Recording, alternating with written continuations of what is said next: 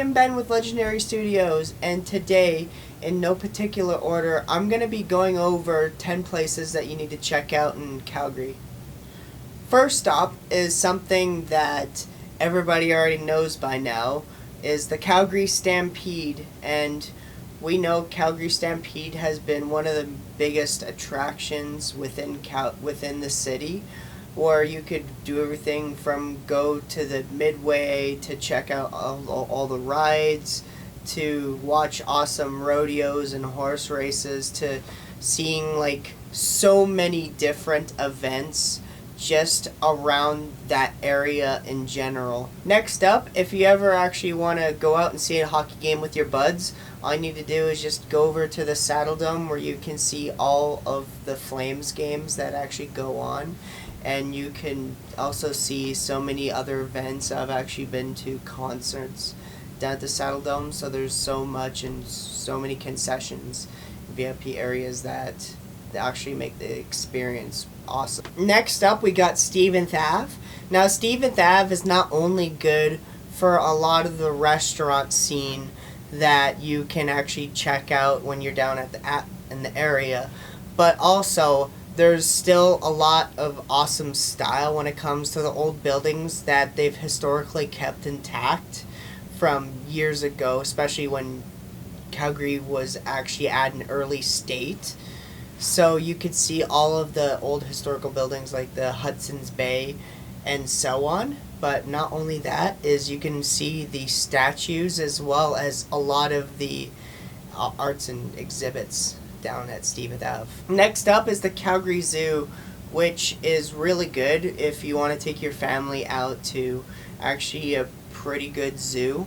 So not only do they have actually really good and different sorts of animal attractions, but they actually also have an area that's part of the zoo that has a lot of prop dinosaurs that you could basically check out from different species.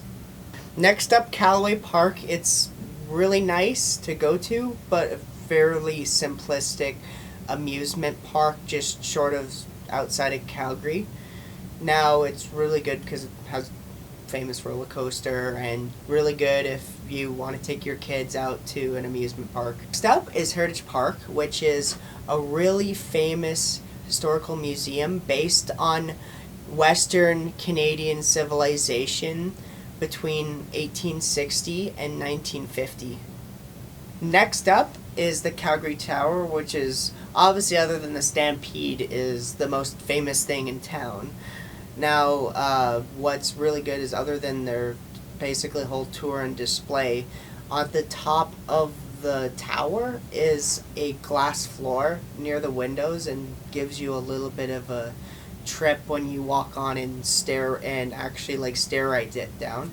And I've seen this as a one-time event, although I don't know personally if they actually still do it, but there was one time where people were allowed to do bungee jumping right off the top of the Calgary Tower.